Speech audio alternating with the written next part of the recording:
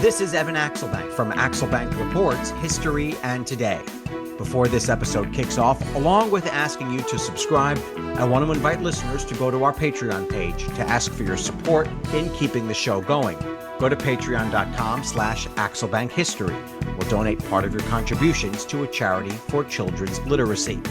AxelbankHistory.com is designed by Nikki Rideout of Ellie Claire Designs. It has our most recent episodes, our featured episode, and a link to that Patreon page, so check out Nikki's work. Go to our website, send us a message, or connect with us on Facebook, Twitter, and Instagram.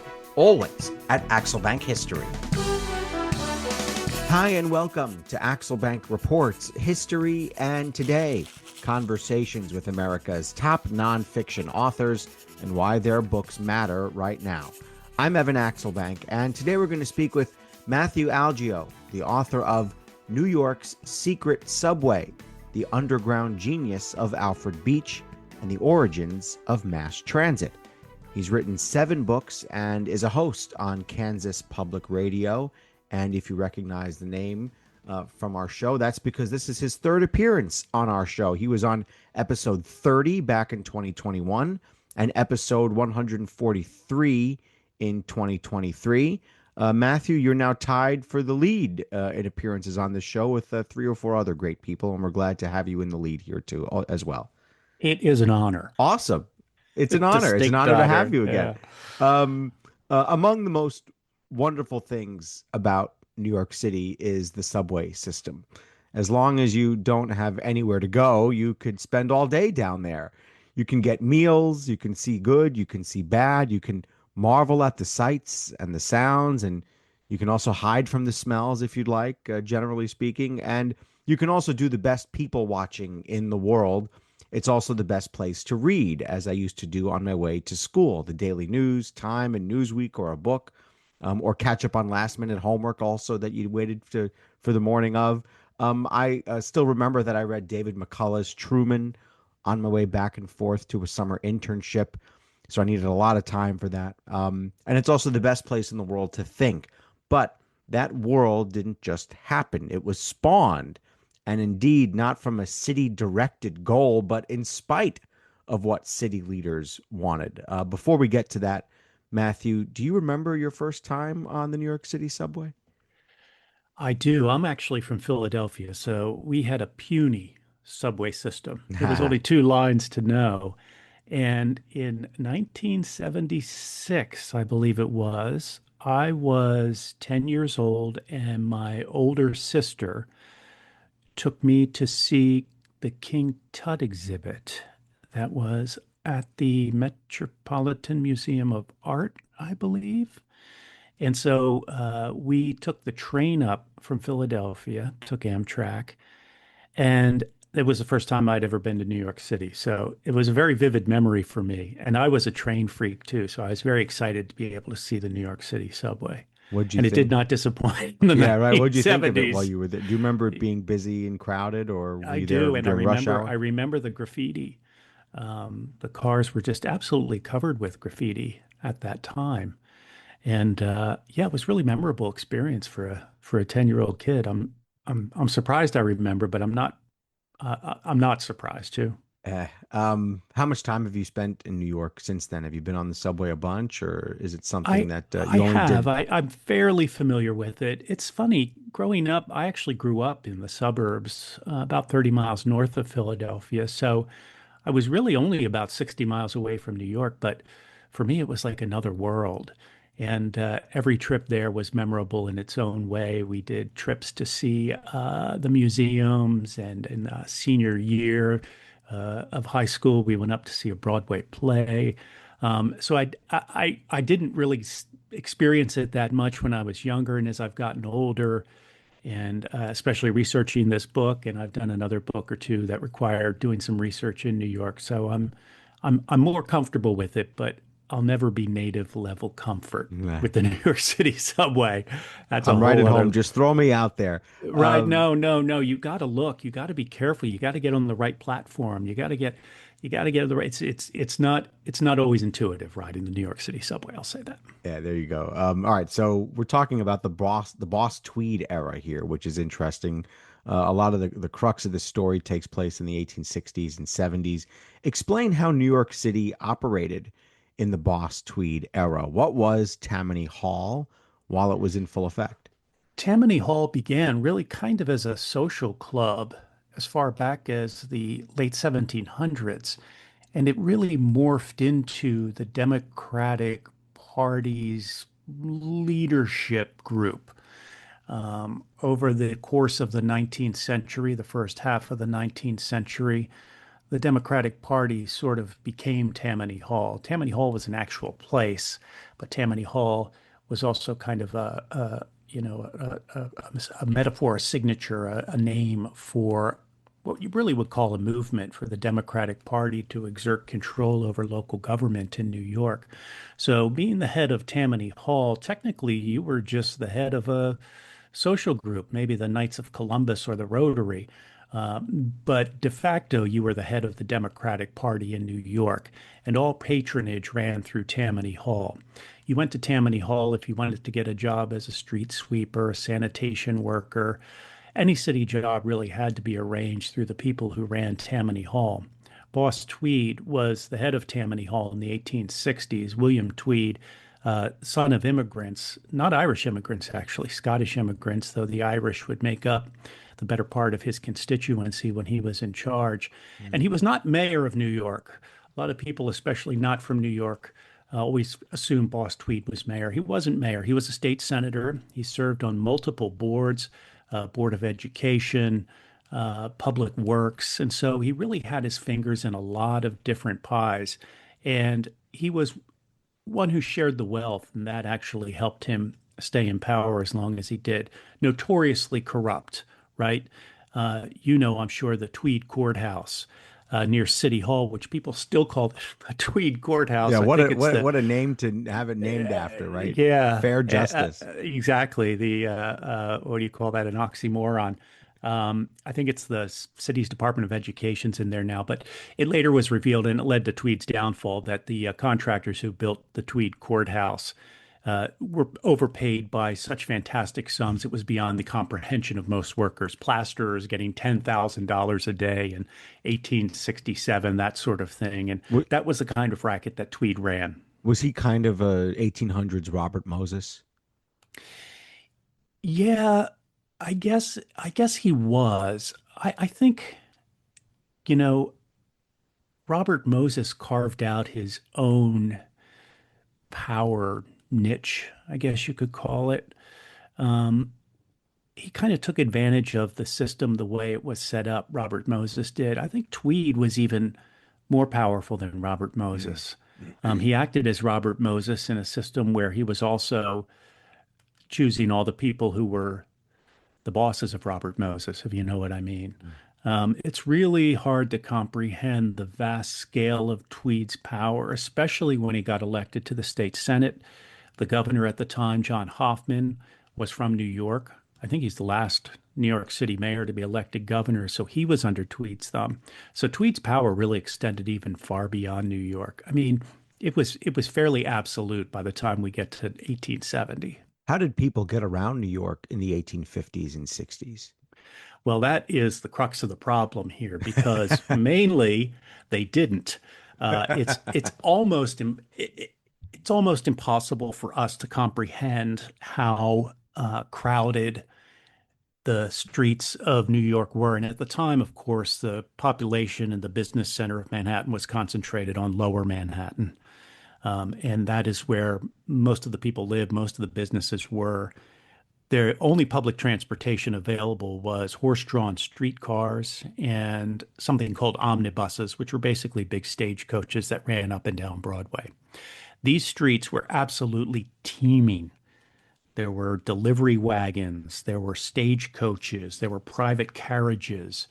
There are vendors everywhere selling oysters and corn on the cob and day-old bread and muffins.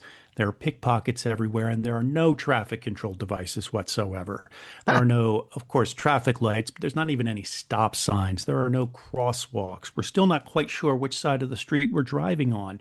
So literally crossing Broadway in the middle of the day could take 10 or 15 minutes to navigate across the street, often with the help of a police officer who would wield or threaten to wield their clubs to make a path for the ladies when they tried to cross the street. So it's very, very difficult to get around. And this, of course, constrained the growth of New York. It kept everything basically what you could walk in an hour is what the geographic limits of the city were. There was no expansion up into the northern end of Manhattan, what now, is, of course, is the Upper East Side, Upper West Side, Midtown even.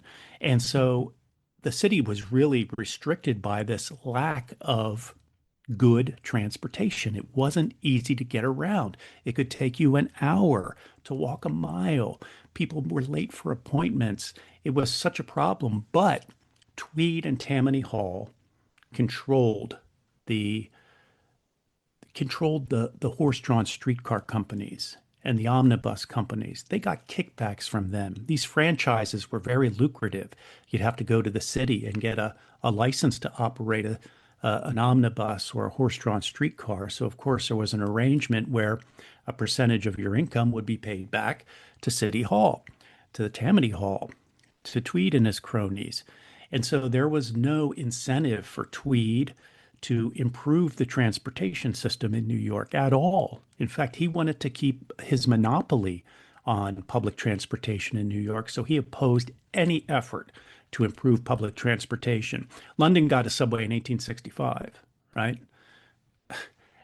New York would not get one until what, 1904? 1905, yeah. 1905. Yeah. And so it just shows that this this cohort, this monopoly was so entrenched that there was no way to improve public transportation in New York. Had there been any ideas or any pushes that he specifically and his group specifically had to say, not on our watch? Oh, yeah. Yeah. And there were all kinds of ideas. Was it for subway?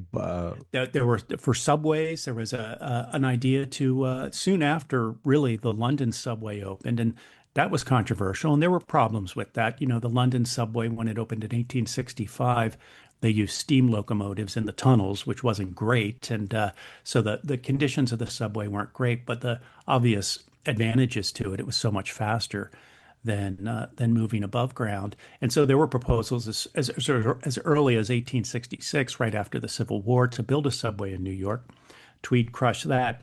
There were all kinds of crazy proposals. There was a proposal to build a giant moving sidewalk that would circulate on Broadway and move at 4 or 5 miles an hour, which, if you were walking, would double cut in half the time you needed to get anywhere. Again, you could jump on and jump off. That's not that became a Seinfeld joke, of course. Oh, right. Yeah, we should have those. Yeah, right, they should be all over the city. We have them at the airport. Why don't we put them everywhere? That's exactly what they proposed. Again, you couldn't get a charter to do this. There was no way, because the city would have to approve it, and Tweed would not stand for it. And Tweed wasn't the only one who was opposed to these projects. Alexander T. Stewart owned a department store in New York, really one of the first major department stores. It was on Lower Broadway. They called it the White Palace. It was made out of marble. And he was terrified that any public transportation system, especially one that took people off the street and put them underground, would hurt his business, right? Pedestrian traffic was his bread and butter, people walking by and looking in the windows. This was his thinking anyway. And so he also worked with Tweed to basically kill any proposal that would change the status quo, which was slow-moving traffic on Broadway with horse-drawn streetcars and these stagecoaches. What was changing during the 1800s? It's funny to think about, but the 1800s really was a time of enormous ingenuity, medically, transportation-wise. We, of course, get railroads. Explain the revolution that people were living through that they may not have even realized was a revolution. Especially after the Civil War in the U.S., you see American innovation just absolutely explode, and the number of miles of railroad that are built across the country were doubling every 2 or 3 years. And then there were innovations in other technologies. The one that I talk about in my book was actually pneumatic tube technology. This was using air to push people and push goods through tubes underground. And not only that, but there were financial changes occurring at this time that increased the amount of capital that was available to inventors. And so things like the telephone and the telegraph, these inventions, I mean, really life-changing event inventions, were able to be implemented and at scale, implemented across what was the nation at the time. And so Pasteurization, sterilization, yeah, medically exactly. In X-rays. science, Yeah. and I don't want to jump ahead of you in the queue here, but Alfred Beach, who is the main character in the book and came up with this idea for a new subway in New York, he was really on the forefront of that because he was the publisher of Scientific American magazine, which kind of acted as a clearinghouse for ideas in American invention and also covered ideas abroad and overseas. And so you're really seeing, as your question implies, this meeting up of technological improvements, communication, improvements in science, and all of that comes together really in the late 1860s, early 1870s in the United States to see huge changes, or at least huge possibility for changes. So Alfred Beach is born to a relatively prominent family, particularly in publishing. What do we Mhm. see in his early life that begins to foreshadow this ability to see something that other people don't see? I think he's born in 1826. September 1st is his 200th birthday. Happy birthday, Alfred.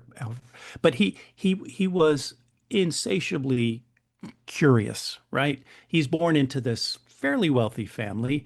His dad owned the New York Sun, one of the first great penny papers in New York, and made a fortune at it. Alfred didn't go to college. When he left school, he went to work for his father around age 17, I believe, at the Sun, and worked as a reporter at the Sun and hated it. He was not cut out for yellow journalism. This was not his thing. He was interested in invention. He was just interested in technology. I mean, he maybe was a tech bro of the 1850s, right? And so when it came that a new magazine called Scientific American was put up for sale, it had just been founded like a year before, and the original founder had lost interest in it, and so Alfred Beach and his friend from school, Oscar Munn, they bought Scientific American, I want to say around 1845. And they were just like 19, 20 years old at the time. And they really kind of transformed Scientific American into this Bible for American technology and invention. Famously, Thomas Edison said every week he would walk, 5 miles to the train station to get the latest copy of Scientific American. So really, by the time he was in his 20s, Alfred Beach had found his life's calling, which was working in invention, publishing, science publishing, and also he dabbled in inventions himself.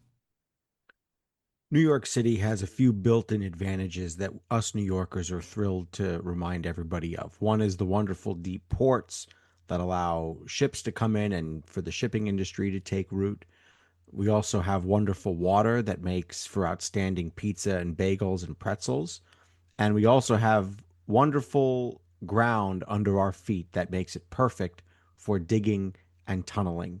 Explain what makes New York great for digging and tunneling, unlike some other places, particularly Florida, where I am right now, where you couldn't possibly dig a subway. Yeah, it's kind of a mixed bag because Lower Manhattan had very soft clay and schist, which was uh, easier to move. So you could tunnel there relatively easily. Now you go where the skyscrapers are more in Midtown, and there's more rock closer to the surface. So that's why most of the bigger buildings were built there.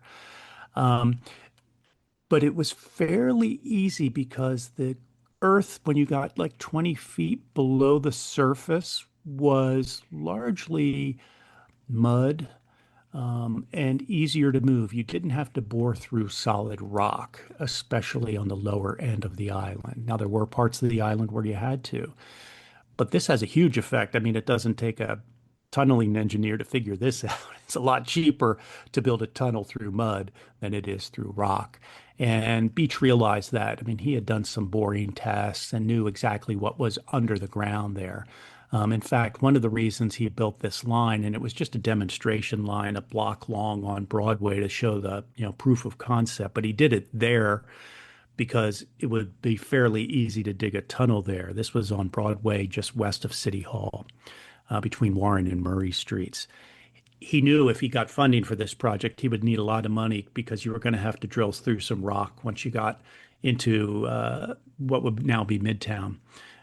So it had a combination, and the engineers have always struggled when they're designing the subways in New York to find the best route to avoid the most expensive tunneling. And so it's why you'll sometimes see some like why it not doesn't always go in a straight line because it would be cheaper to actually build it a little longer around some rock than it would be to tunnel straight through the rock. So it was always a consideration. So it has a very interesting geology. I have to say, when I was researching this book, I didn't expect to end up reading as much as I did about the geology of Manhattan, but it's really kind of fascinating. And you're right, it was just absolutely perfectly placed for the development that it experienced.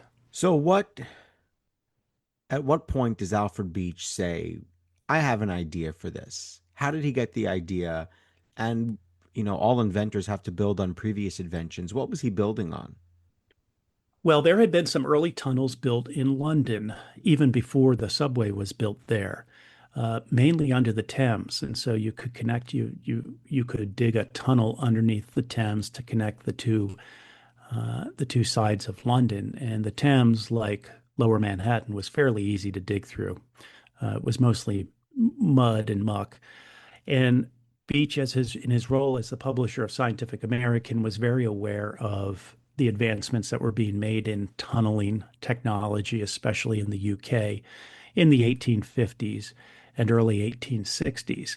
He very early on proposed a subway in New York. This is going back into the 1850s that would be underground, obviously, but it would be horse-drawn.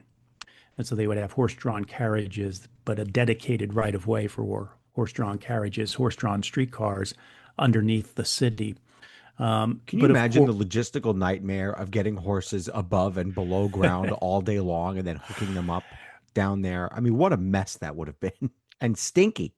If you would like to learn more about the amount of horse droppings, I don't know that I do. But well, it's in the book anyway. Yeah.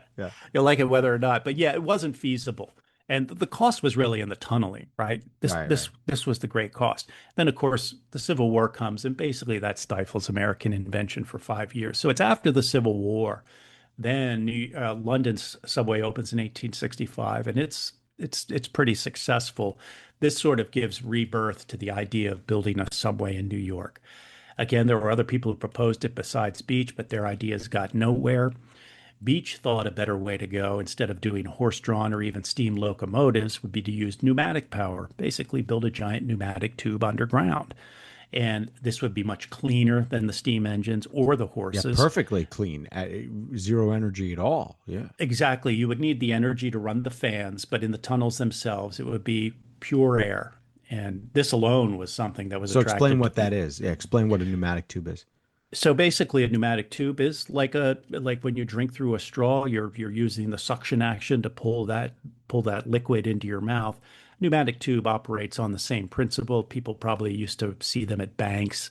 It's literally just a tube that has, at one end, you have a source, a fan that would blow air into the tube, and the object in the tube, which would be exactly the same size diameter as the tube, the air pressure would just push that object to its next stop, its destination. At the bank, the air pushes the tube from the teller out to your car, and if you put it back in that container, they reverse the fan and it sucks the tube back to. It's very simple. Yeah, but genius, I have to say.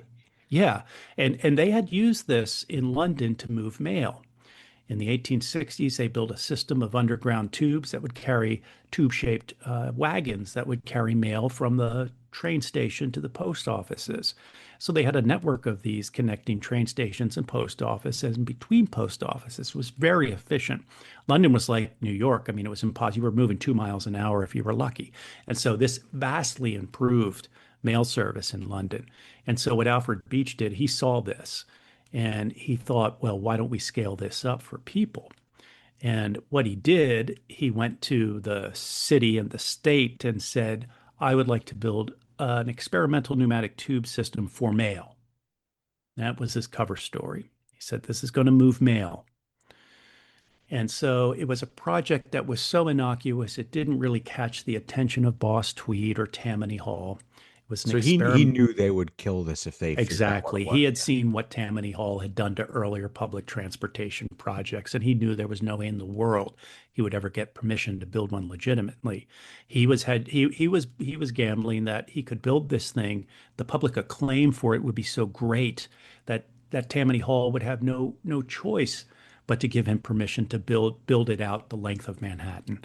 And so, using the pretext of building a tube for mail, he suddenly said, well, once he was going to build two mail tubes enclosed by a bigger tube. And then he said, well, the bigger tube was going to be 8 feet across and that would fit a passenger vehicle. So why don't we just try doing it with a passenger vehicle, which is exactly what he did in the winter of 1869 and 1870, hired a bunch of Irish laborers for $1.50 a day, swore them to secrecy, builds this, it was like 300 yards, this tunnel that went down a block in New York and came back, all within the matter of months, really. Again, it was relatively easy to bore the tunnel there. He built a machine specially for this. He invented a tunneling machine just to do it. And he bricked it up and they put a car in there and he put a giant fan under the sidewalk, corner of Broadway and Warren, and boom, opened the door. Some people could ride this pneumatic tube subway. What did Boss Tweed do when he started to figure this out? He had a fit, and He didn't like it. he didn't like it at all.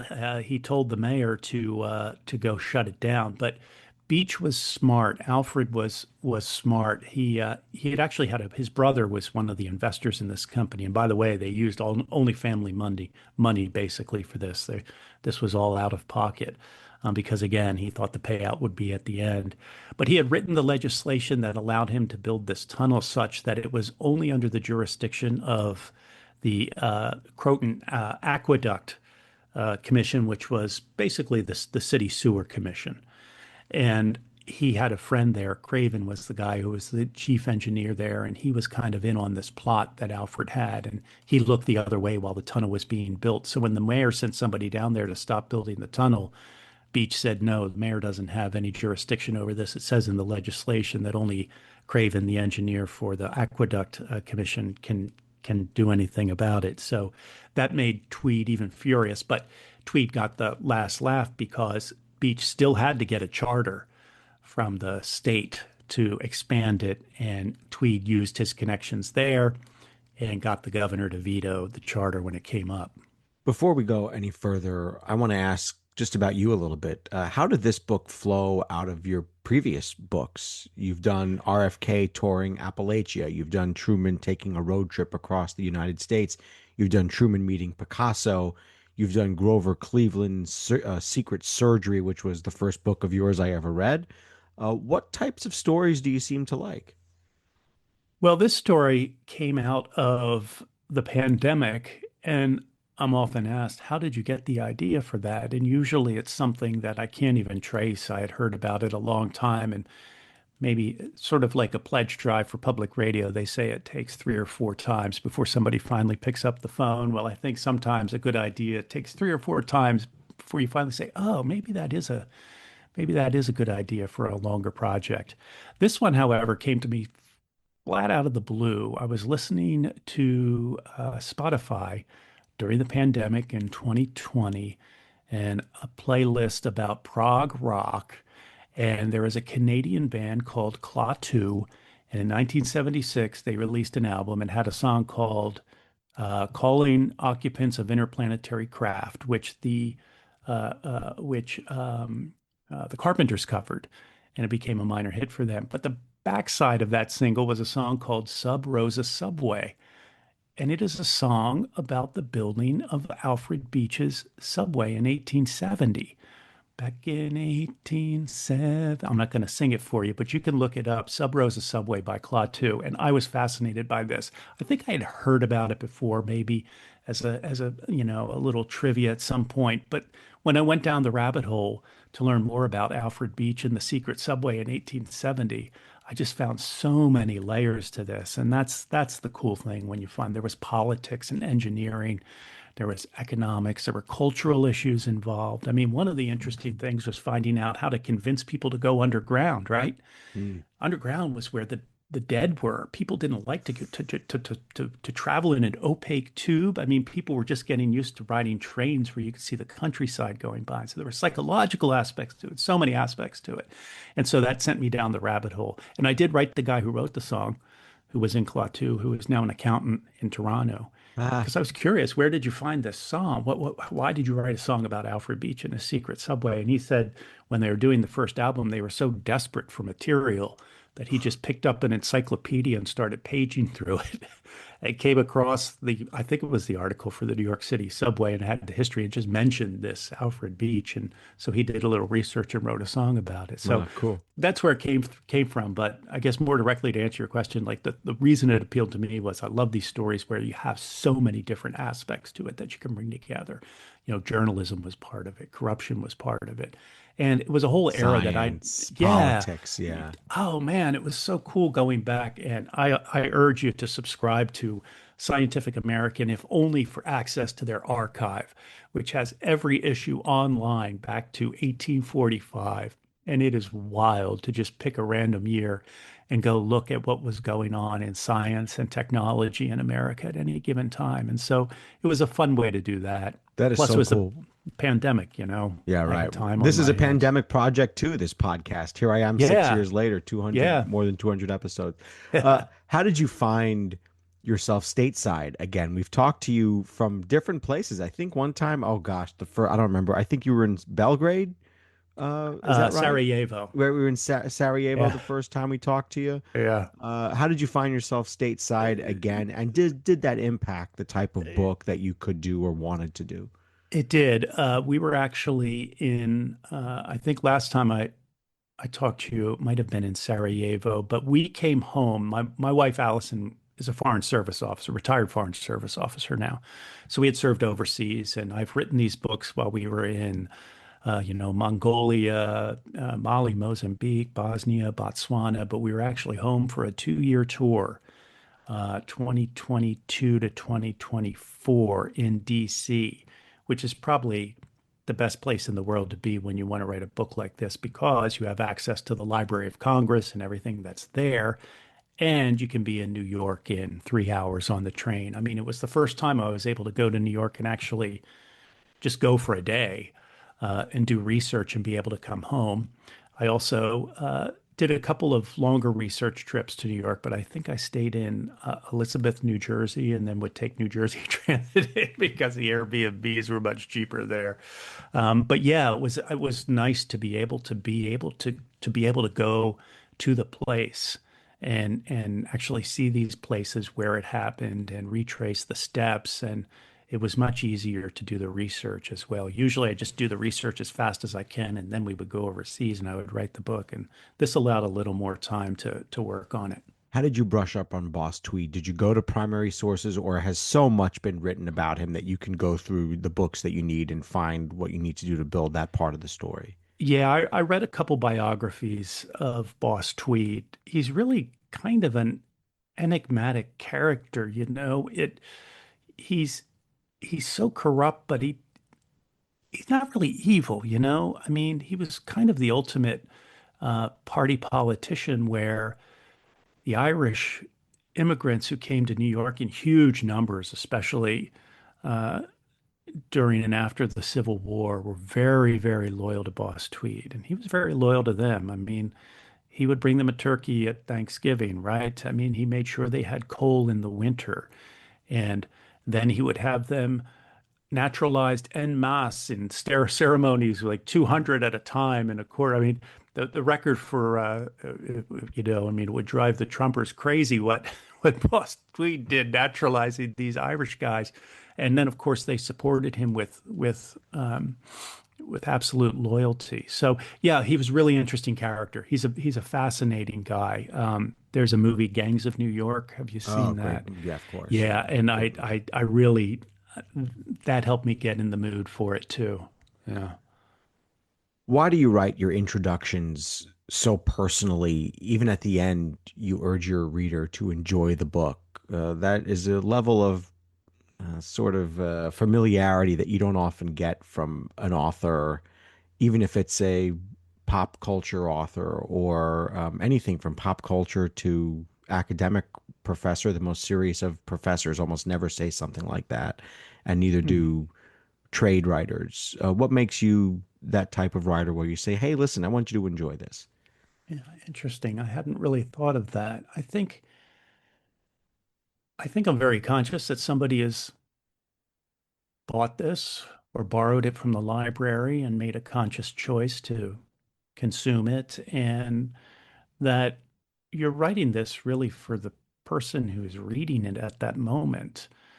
Um, and I think a lot of my books, I don't I don't worry about putting contemporary references in or, having them seem dated. I kind of write them for the immediate audience. Like people are going to read this next year, right? When you're writing the book, it's like, oh, somebody's going to pick this up or pick this up in a bookstore and flip open to the preface and start reading. And that's the person that I'm trying to talk to. I mean, I'm trying to sell this book to people. I want people to like it and I want people to like me. And I think it's really good, especially in a preface. It's important um, to give people an idea, an expectation of what they're going to find. And so I think of the preface really not as much as part of the book, but as part of the pitch for the book, if that Mm. makes sense. And I think Almost like you're it's, selling it to an agent or something like that. yeah, Yeah. exactly. And a lot of times, and I do it too, but I'll read prefaces in books and I'm like, this was the overview from the proposal to the agent or the publisher that's been reworked into, and often, you take parts of that because you're trying to convince people um, to read your book, to enjoy your book. And I think reading's like a really intensely personal experience. And in a world where everything is shared now, to be laying in bed at night before you fall asleep with a book, it's an intimate experience. And I'm honored and flattered that people sometimes pick one of my books to have that experience. I'm conscious of that. Am I allowed to ask which of your seven books has gotten the most positive reception from the public? Is sales a fair way It to gauge is. that? Yeah. It is. I would say Harry Truman's Excellent Adventure, which is the story of the road trip that Harry and Bess Truman took after they left office, has sold the most. I say I've written seven books. Two of them made money. Four I of don't them mean to should have. laugh. Yeah, I don't mean to. Four of Four them should have should made have, right. and one didn't deserve to. So that's my summary of my bibliography. The only book I ever wrote that my publisher and I were said this is sure to be a hit. It was the biography of Lincoln's dog, Fido. It's called Abe and Fido. Still out there. You probably have to get it from a used bookstore. And it was the 150th anniversary in what was that, 2015, I guess, of the Lincoln assassination, the end of the Civil War. And I was like, this can't miss. It's dog lovers plus Lincoln lovers. And I found out apparently everybody who likes Lincoln hates dogs, and everybody who likes dogs hates Lincoln. As it was a one book. The only time I was like, I know we can know this can be a great big seller. It can be a big It's seller. not on your website even. Yeah, I don't think It's even in print anymore. yeah, I don't think it's in print anymore. Um, wow, interesting. I don't want to talk too much about dogs because I'm probably one of those people. Oh, no, not probably. I am one of those people who is a Lincoln fan and not a dog Not a fan. dog fan, So yeah. no offense to you there, but yeah, probably would have missed me also. Mm. Interesting though. What was the other one that made money? Was it Cleveland? Yeah, the Grover Cleveland Yeah, that was a good book. the Yeah, secret operation. That that that was was a good one. that And was a so much wonderful of book. this, thank you. So much of it is chance, and the Harry Truman's Excellent Adventure there was a great long review in the Washington Post when if you get a review in the right place and yada, yada, yada. And a For lot of these books have been optioned for movies and then nothing ever happens. And, for maybe some someday. reason, for some reason, I remember the scene from your book on Grover Cleveland and the description of how they scooped out the cancer. the I don't know gelatinous why that has stayed with mass. me for however many years now. I guess I read it 10 years ago. Just the way you wrote about them scooping this out, this gentle sleeping president as they pulled it out of his body. I don't know why that stayed with me. It was a great story. I mean, and And he's sitting there on the boat asleep, and they don't know what the hell they're they doing. just lashed him to the mast of the boat and put his head back and just basically took a electric saw and cut out part of his jaw. Oh, Usually when I get these ideas, the first thing you do is go look on Amazon or see if the book has already been written. And like 98 yeah. times out of 100, the book has already been written. So I'm surprised. And it's funny, I'm doing an event in Key West in Oh, I wish you were a little closer to Tampa. I I would love to know, meet you in I person. know. It's in January, but I was talking. It's at the Little White House in Key Oh, I West where love it. Truman Have you stayed. been there? I have not. It's That's why really I was cool. so It's psyched that I'm going to really be able cool. to go down there. I'm looking Uh, forward to it. I have pictures of my daughter there running roughshod through Truman's little White House, and I just love it because it's Harry Truman's home, and there is my I daughter just I think running I'm going through. to get It's to really stay cool. there. I think they let what the guests who come to speak can stay there, Oh, that's really which cool. is so cool. But when I was talking to the director of the museum there, she told me that Truman's grandson, Clifton Daniel, who was very kind to me and did a blurb for the book, still is resentful that he didn't come up with the idea for the Truman road trip book before I did. So you got to if it hasn't been written yet, it's going to be written soon. You got to move. That's cool. That's cool. Well, hopefully you do an event in Tampa one day. I'd All love right, to. let's get back to the train. Describe the opening festivities of the train opening. People are excited, and just explain how much wonder surrounded this invention. Yeah, so in the winter of 1869, 1870, Beach builds this 1 block long demonstration line of a giant pneumatic tube, 8 feet wide, builds a carriage that fits perfectly within the tube, buys a giant fan, builds this grand waiting room. There were goldfish in the fountains and pictures on the walls and velvet settees and a special waiting area for the ladies and grand piano. Beach wanted to impress the public.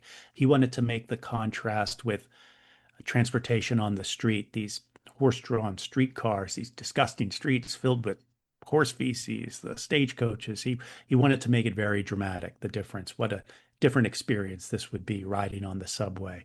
And so he invited a bunch of VIPs. There were whispers around town that something was going on under there. You know, he had gotten permission only to build a mail tube, and people thought, well, why is he putting a grand piano down there? But of course, in 1869, 1870 New York, it's so crazy. The streets are teeming. There are construction projects everywhere. So it really kind of goes under the radar. He invites VIPs for a special opening in February of 1870. And then the next day, of course, it's in all the papers. And then he throws the doors open to the public. He charges 25 cents a ride. You get blown down to the end of the tunnel, then you get sucked back in. He sends all the receipts to an orphanage for civil children of Civil War soldiers, and And how fast did people. it go with the ride? It was about 15 miles an hour was Oh, the max speed, that's pretty good. Yeah, which wasn't that bad. Which yeah. wasn't that bad. And he envisaged a line running all the way up and down the island, 2 branches, one east side, one west side on the upper end of the island. People were absolutely enthralled with this. There were lines of people waiting to ride this. One attraction was the temperature. It's always a perfect, 62 to 72 degrees, 20 feet below ground. I mean, this was again the horse-drawn subways you can imagine in the summer were stifling hot and the stench, in the winter freezing cold. These are all open air vehicles. And so people were absolutely enthralled by it. He had them sign petitions by the thousands that they sent to New York to give him permission to build a line the length of the island. People had never seen anything like it. People would come just to walk in the tunnel when the train wasn't operating. I mean, it was something that nobody had ever imagined would appear in New York. Incredible. And how long did it operate for? What was its death knell? It operated for about 2 years. He actually got charters approved by the Well, legislature just in. we should say that you didn't go anywhere. You just went and came back. You couldn't go out on the other Right, side. there was no Yeah, station at the other end. right, Right, right, this is right, just for demonstration purposes only. This is what it's going to be like when we're shooting you to Brooklyn, right? Or we're shooting you to the right. Bronx. Just give you an idea. This is what it's going to be like, Like a purely for cannon. demonstration purposes. Exactly. And Yeah, so so go ahead. Sorry, there was a he charter. got, Yeah. yeah, he got the charter approved in 71 and 72, 1871 and 72. But then it was vetoed by John Hoffman, who was the governor of New York, who was in cahoots with Tweed and the Tweed Ring. Finally, Tweed meets his downfall, 1871, 1872. New York Times exposes all these extravagant expenditures that were made building the Tweed Courthouse and all these other things. And so in 1873, there is a new governor, a Republican, John Adams Cox, I believe was his name. He came in and he signed the charter that allowed Alfred Beach to build a pneumatic tube subway the length of New York. New York's public transportation problem will finally be solved once and for all. Hallelujah. The future is now. And then what happens, Evan? What happens whenever something good is about to happen in 19th century America and people need money? There's a crash, There's a financial panic. They always call it panics, right? a So this is a panic, right? panic, A panic. panic of 1873.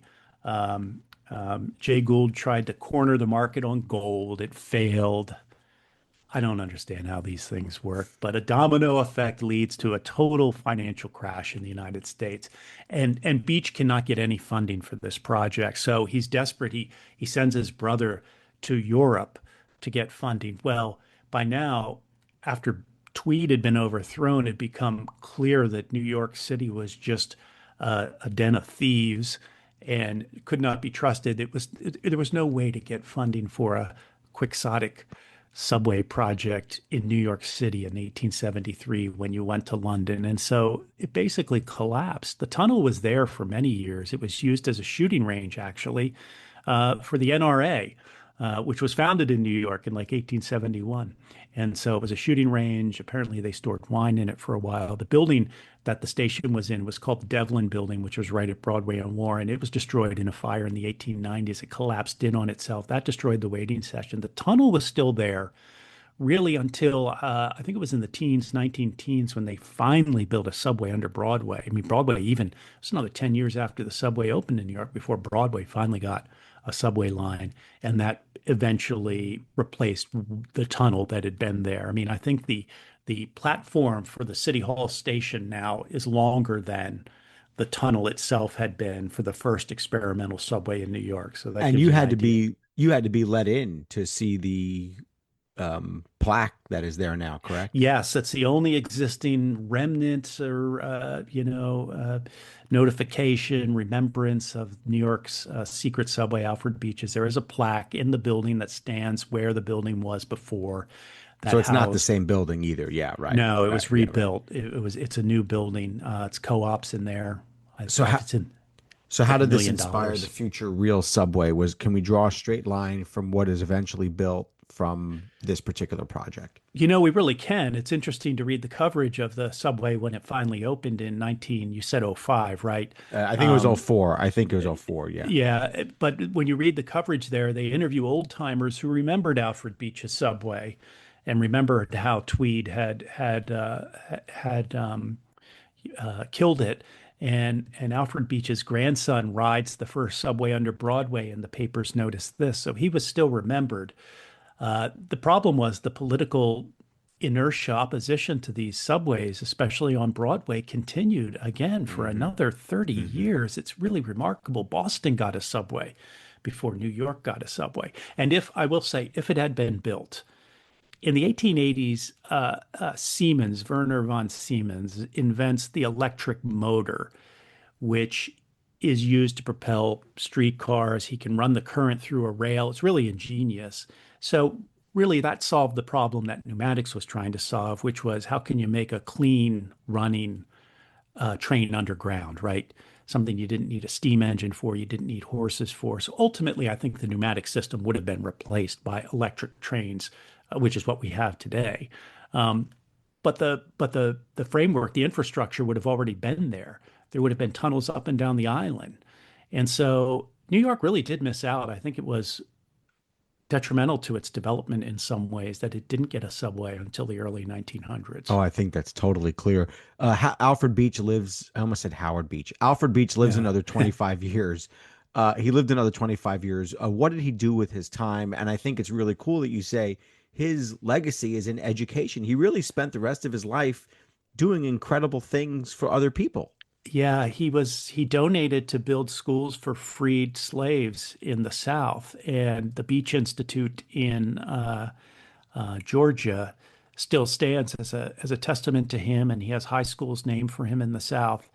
He he really didn't dwell on this defeat, and I think that says something about his character too. He kind of moved on and developed in the rest of his life, built up Scientific American, and even maybe more importantly, a patent agency, which represented some of the great inventors of the 19th century, including Edison, Bell. And so his contribution to American invention, I think, is probably his legacy, along with his contributions to education, especially in the South. And so I really think it says something about him that he didn't this didn't ruin him in any way. Cost him a lot of money. And I found a couple of his, I forget how many greats, grandkids, right? Great, great, great, great grandkids. And I think they rue Alfred for blowing as much money on this subway project more than he He ate up did. the Yeah, inheritance. that's right. All the inheritance was gone. I think it cost like, 400, $500,000, which in 1870 is a Yeah. Oh. lot of money. Mm. And so I think the descendants uh, wish he hadn't spent so much, or at least had been more successful than he was. But he died. He died of pneumonia, ironically. Of course, he, Pneumatic pneumonia. Yeah. yeah, yeah, he couldn't. He struggled for air at the Uh, end after spending so much of his life, promoting its use for transportation. all right. I've named you, Matthew, the person in charge of building a memorial to Alfred Beach. You What know, would that look like? there is an Inventors Hall of Fame, and I sent a proposal to them that he should be inducted, and he was not. So I'm going to try that again. I think that that would be an appropriate memorial for Beach to be a member of the American Inventors Hall of Fame. I mean, he invented a few things himself. He invented an early typewriter and, of course, the pneumatic tube subway. But really, his support for others' inventions is what really sets him apart as one of the most important figures in American invention. I think that would be nice. What's the Um, lesson here about the dangers of machine politics? yeah, Look at what they repressed. yeah, yeah. And I mean, I think you see it still happens to some extent today. I think the problem was the machine politics, but the problem was the outsized influence that the horse-drawn streetcar operators had on the politicians at the time. I mean, the problem was corrupt politics, but the problem was also lobbying, right? That and a good idea can come along, but if the people who oppose that idea have access to power, that idea is harder to develop. I live in a community that has some people, many people who are desperate for mass transit, for some kind of improvement in transportation, because Florida is uh, simply a slave to the car. We Yeah. can't go anywhere really without cars, and sometimes that's all right, but a lot of the times that makes it difficult. It makes life harder. What is the lesson here about the push for mass transit in our time? Well, we should have a national network, and actually, Beach envisioned a national network of pneumatic tubes that would blow you from, Philadelphia to Pittsburgh and Cleveland. We would never have that, but shouldn't we have a much better rail system? And I think the fact that freight companies exert as much power as they do over the operators of American railroads has really hindered the development of there should be intercity um, railroads in this country. I mean, even there should be high speed lines. Look at Europe, look at Japan, look at China. And we just seem to have put all our eggs in the automobile and airplane baskets. And I think there is opposition to changing that by the automobile and airplane industries. I mean, it's just hard to overcome that. Again, inertia. You really need visionaries to come in and convince people to do things a different way, and they're not easy to find. All right. How's everything in the radio business? You're talking to a kid of a disc jockey. I want to know how you're doing on the air every day. Is it rewarding? I love it. I mean, I really love it. I don't love the hours. You got to get up early. I'm doing the morning shift here, 5 to 9. I'm the local host for Morning Edition. But ironically, public radio, even, we lost all the federal funding that the present administration made those cuts. But listeners have really stepped up, and the support has been great for the past year. Can that keep going indefinitely? I don't know, but I definitely think there's a place for that kind of journalism, even with all the podcasts we have. I love radio. It's just the most, I mean, it's a very, it's like I said about the reading experience. It's really kind of an intimate medium. And when you're talking to people at 5 or 6 in the morning, they're getting dressed, they're in the shower, they're standing there naked listening to you. It can be a really powerful way to inform people. I believe that. I have faith in it. Yeah. Amen to that. All right. You've been a radio host, you've been a store clerk, a gas station attendant, a Hmm. Halloween costume salesman, Hmm. and a hot dog vendor for the traveling circus. Hmm. Which of your jobs is a favorite? Well, the favorite one to talk about is traveling circus, It's but got to be, right? it's not the most. Yeah, it was tough. That was tough. That was summer in college in '86. I worked with a circus called Clyde Beatty Cole Brothers. They were based in, they called it DeLand. What is Florida, that town? DeLand, The land, DeLand, yeah. DeLand. The land, yeah. And they came up, and I needed a job that summer, and they were in Willow Grove, Pennsylvania, and they had a little ad in the paper, and I went down there and spent the next couple months going up into northern New England and upstate New York and coming back with them. So it was a really interesting experience. It's a great country. My next book I want to write, I want to walk across America. And I'm going to write a book called How to Walk Across America in 6 Million Easy Steps. It's going to be a how-to book about how to walk across America. Is that really what your next book is going to be? Well, I have to convince my wife to let me do it. But yeah, I mean, I'd love to. I don't know if I could get in advance for that, but I think it would be such a cool experience. And I really, we need to meet each other, right? I think it'd be a great way to just meet a lot of interesting people in a lot of interesting places. Make It's a sure good you way to get stop. out. Make sure Good you way. stop here in Tampa. I'll do it.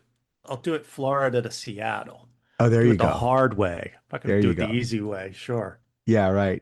Do you know what's next? Is that are you telling me you don't know? Yeah. I don't. I don't. I've been working on some projects here, but mostly radio stuff. And I did 20 years since my first book came out, so it was a That's a good pretty run. good pace. 7 books in Yeah. 20 years. Yeah. That's some people take 5, 6 years for a book. Uh, Yeah. uh, when it comes to um, uh, being a hot dog vendor for the circus, does it make you hate hot dogs, or are you still able to rip them down once the hours are up? No, I like them. I still like them. Did nothing to deter my love of hot dogs. All right. Lastly, I want to ask you about your dedication. At first, I thought that you didn't have one, but you do have one there at the end of the acknowledgments. I want to make sure I get it right, so I'm opening it up right now. This book is dedicated to the two people who have made my life complete from A to Z. And conveniently, that is Allison and Zaya. Yeah. Who are they? Allison is my wife and Zaya is our daughter.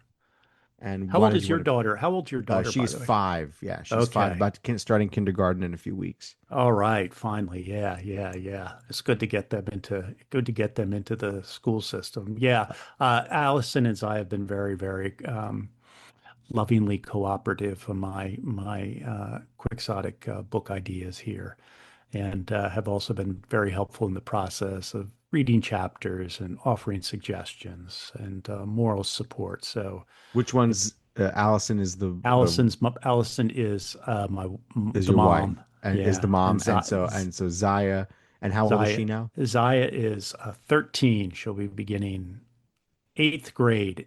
And actually, she's beginning eighth grade in like 2 weeks. They start school here Yeah, in us Kansas, too. Yeah, us like too. August 15th. I Not just, like that in the Northeast. Yeah. no, no, no. You got to wait till after Labor Day to do that. Yeah, But, no kidding. All right. yeah. Matthew Algeo, the author of New York's Secret Subway, The Underground Genius of Alfred Beach, and the Origins of Mass Transit. Thanks so much for being here once again.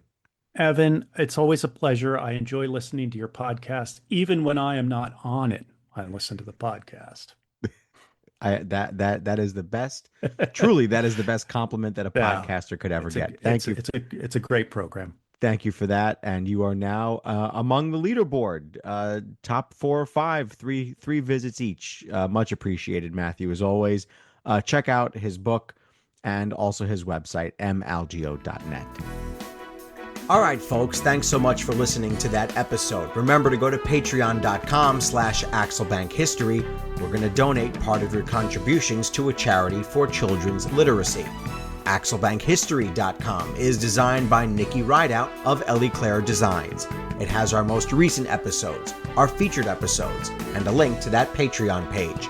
So head to our website, AxelBankHistory.com. You can send us a message from there, or you can connect with us on social media. We have accounts on Facebook, Twitter, and Instagram, always at Axelbank History. See you next time for Axelbank Reports, History and Today. Conversations with America's top nonfiction authors and why their books matter right now.